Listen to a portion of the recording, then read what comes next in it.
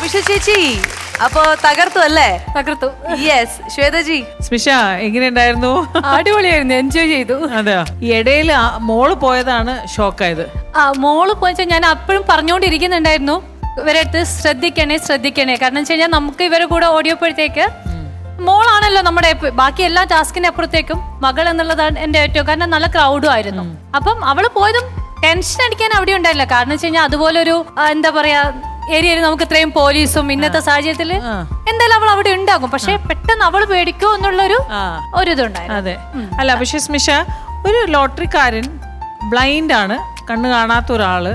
ആ ആള് തോളത്ത് കൈ വെക്കാൻ വരുമ്പോ ഓട്ടോമാറ്റിക്കലി സ്മിഷന്റെ റിയൽ ക്യാരക്ടർ വന്നില്ല. തട്ടി പറ്റി അയാളുടെ അപ്പിടുത്തെന്ന് പറഞ്ഞു കഴിഞ്ഞാൽ ഒരു മനസ്സിലായി. പക്ഷെ സ്മിഷയ്ക്ക് എവിടെയോ ആളെ മനസ്സിലാക്കി റോങ് എന്ന് എനിക്ക് മനസ്സിലായി. അതാണ് ഞാൻ. പക്ഷെ രണ്ടാമത് വന്ന മറ്റേ കേരള സർക്കാരിന്റെ ഉദ്യോഗസ്ഥൻ എന്ന് പറഞ്ഞ ആള്, അയാൾ എന്നെ ഒന്ന് കൺഫ്യൂഷൻ ആക്കി. കാരണം ഇയാൾ ഒരു സംതിങ് ഒരു ഫിഷി ആയിട്ട് എനിക്ക് ഫീൽ ചെയ്തു. അതാണ് ഞാൻ പറഞ്ഞത്, നിങ്ങൾ വെയിറ്റ് ചെയ്യും. അയാൾ എന്റെ ഹസ്ബൻഡോ ആരെങ്കിലും ആവട്ടെ, അതവിടെ നിൽക്കട്ടെ, അതല്ല കാര്യം.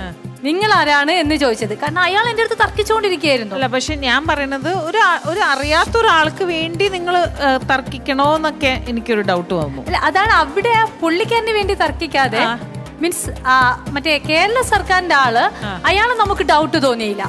കാരണം പുള്ളി എന്തിനാണ് നിങ്ങൾ വിൽക്കണത്, നിങ്ങൾ ആരാണ്, ഇവിടെ വിൽക്കാനുള്ള റൈറ്റ്സ് എന്തൊക്കെയാണെന്നാണ് ചോദിച്ചുകൊണ്ടിരുന്നത്. അല്ല അപ്പൊ മൂപ്പര് പറഞ്ഞില്ലേ ഇത് നമ്മുടെ കുടുംബസമേതം നമ്മള് ഇത് ലോട്ടറി വിൽക്കാണ്. അത് നമ്മൾ പറയണ്ടേ? മിണ്ടായിരിക്കും, ഞാൻ നിങ്ങളുടെ കുടുംബം പറഞ്ഞിട്ടുണ്ട്. പറഞ്ഞു ഞാൻ പറഞ്ഞു വെയിറ്റ് ചെയ്യും, നിങ്ങൾ ആദ്യം വെയിറ്റ് ചെയ്യും, അവരെ അതാണ് അവരുടെ അടുത്ത്. പക്ഷെ എന്തായാലും നന്നായി ചെയ്തിട്ടുണ്ട്. ഈ റിയൽ ലൈഫിൽ മഹാലക്ഷ്മി ഇതേപോലെ കാണാതെ ആയി കഴിഞ്ഞാൽ അപ്പോഴും ഇതേപോലെ ഒരു ടെൻഷൻ ഇല്ലായ്മയുടെ ഒരു ഇത് ഉണ്ടാവോ? ഒരിക്കലും ഇല്ല. മക്കൾ എവിടെ ജസ്റ്റ് വീട്ടിൽ നിന്ന് തന്നെ ഒരു 10 മിനിറ്റ്സ് അവര് മാറിക്കഴിഞ്ഞു കഴിഞ്ഞാല്, കാരണം നമ്മുടെ സമൂഹം അങ്ങനെയാണ്. എന്തായിരിക്കും അപ്പൊ ആ സമയത്ത് റിയൽ ലൈഫിൽ സംഭവിച്ചാൽ സ്മിഷ എങ്ങനെയായിരിക്കും? ഇതേപോലെ തന്നെ ആയിരിക്കോ? അങ്ങനെയല്ലേ, എന്തിനെ നേരിടണം. ഇപ്പൊ നമ്മള് ചിലപ്പോ ആ സമയത്ത് നമുക്ക് ഇമോഷനായിട്ട് പെട്ടെന്ന്, കാരണം ആ സാഹചര്യം പോലെ ഇരിക്കും. ചിലപ്പോ നമ്മൾ വീട്ടിന്റെ അകത്ത് തന്നെയാണെങ്കിൽ പോലും നമ്മൾ ചിലപ്പോൾ സേഫ് അല്ലാത്ത ആരെങ്കിലും വീട്ടിൽ കയറി, റോഡ് സൈഡിലെ വീടാണ്, ഇപ്പൊ ചിലപ്പോൾ ഞാൻ എപ്പോഴും കെയറിങ് ആണ്. അത് കാരണം ഈ പുതപ്പ് വയ്ക്കുന്ന മീൻസ് പല ആൾക്കാർ വരുമ്പോഴും എപ്പോഴും കെയറിങ് ആണ്. പട്ടി ഉണ്ടെങ്കിൽ പോലും എനിക്ക് ടെൻഷനാണ്. മഹാലക്ഷ്മിയുടെ കാര്യത്തിൽ മാത്രമല്ല, ഞാൻ മക്കളടുത്ത് പോലും. കാരണം നമ്മൾ കേൾക്കുന്ന കഥകളും അതാണ്, നമ്മൾ എപ്പോഴും കെയറിങ് ആയിരിക്കാം, നമ്മുടെ മക്കളില് കെയറിങ് ആയിരിക്കാം. പിന്നെ ടെൻഷൻ സ്വാഭാവികമായിട്ടും ഇത്തരം സാഹചര്യങ്ങൾ വരുമ്പോൾ ഉണ്ടാകും. പിന്നെ മാക്സിമം അതിനെ കണ്ടെത്താൻ ശ്രമിക്കാം.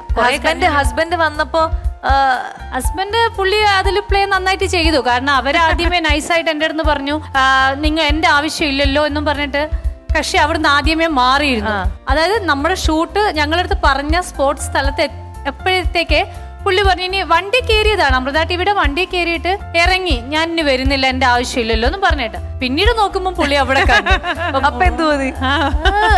മൊത്തത്തിൽ ഒരു കിളി എനിക്ക് മോളുടെ ഒരു കാര്യമില്ല. പിന്നെ ഇതിൽ എടുത്തു പറയേണ്ട ആർട്ടിസ്റ്റുകള്, എനിക്കൊക്കെ ചെറിയൊരു അഹങ്കാരമൊക്കെ ഉണ്ടായിരുന്നു, എനിക്കൊക്കെ ഇത്തിരി അഭിനയിക്കാനൊക്കെ അറിയാന്നൊക്കെ. ഒന്നുമല്ലെന്ന് ഞാൻ മനസ്സിലാക്കിയത് അരുണ്, പിന്നെ നമ്മുടെ കിച്ചു, അരുണിനെക്കാട്ടിന് അപ്പുറത്തേക്ക് സതീഷിന്റെ ആക്ടിങ് എന്താണ് അവിടെ കിടന്ന്, എന്തൊരു ഷോ ആയിരുന്നു. സതീഷേട്ട ചോദിക്കണ്ടായിരുന്നു 6 വയസ്സായ കുട്ടി ഇവിടെ നിർത്തിയിട്ട് സ്മിഷ എന്തിനാ അവരോട് പോയി? അപ്പൊ ഇതിപ്പോ നമ്മൾ അമൃത ടിവിന്റെ പരിപാടിക്ക് വന്നതല്ലേ എന്നുള്ള രീതിയിൽ അതിൽ നമുക്കൊന്നേ കൺഫ്യൂഷൻ ആയി. കാരണം വെച്ച് കഴിഞ്ഞാൽ നമ്മളെ കൊണ്ടുവന്ന ആൾക്കാര് തന്നെ കിടന്നങ്ങും തകിടം മറിയുമ്പോഴത്തേക്ക് പുള്ളി ആ ഏരിയയിലില്ല, സ്മിഷ അറിയില്ല, മഹാലക്ഷ്മി അറിയില്ല, ഞാനെന്താ വേറെന്താ പരിപാടി മീൻസ് ആ ഒരു അങ്ങനെ ഒരു ആറ്റിറ്റ്യൂഡിൽ നിന്നപ്പോ ദേഷ്യം വന്നു. ഇത് എന്താണ് ഒറിജിനൽ എന്നുള്ളത് നമുക്കൊരു ഒത്തിരി കൺഫ്യൂഷൻ ഉണ്ടാക്കി. എന്തായാലും എൻജോയ് ചെയ്തു. എന്തായാലും രസമായിട്ട് ചെയ്തു. അല്ല നമ്മുടെ ഈ എന്താ പറയാ കണ്ണ് കാണാത്ത ഈ ടിക്കറ്റ് സെല്ലർ ആളെ മനസ്സിലായോ? ഇല്ല പുള്ളിനെ എനിക്ക് അറിയില്ലായിരുന്നു. ഞാൻ പിന്നെ മനസ്സിലായി. പിന്നീട് മനസ്സിലായി. മീൻസ് പുള്ളിക്ക് എന്തോ സംതിങ് ഇതിൽ എനിക്ക് എന്തോ വെച്ചൊരു പണിയാണ് മനസ്സിലായി. കാരണം വെച്ച് കഴിഞ്ഞാൽ പുള്ളിയുടെ ഒറ്റ കൈ പിടിച്ചില്ല എന്നതിൽ ഒരു പക്ഷേ എങ്കിൽ പുള്ളി നല്ല രീതിയിലാണ് മറ്റേ കണ്ണ് കാണാത്ത പോലെയൊക്കെ അഭിനയിച്ചത്. പക്ഷെ കണ്ണ് കാണാതെ അഭിനയിക്കുന്ന ഒരാൾ ഒരിക്കലും നമ്മൾ അവിടെ ഇവിടെ ഒരു ഇങ്ങനെ അത് അവിടെ ആ ഒരൊറ്റ പോയിന്റില് എനിക്കത് മനസ്സിലായി. ഓവർ ആക്ടിങ് ആയിപ്പോയി.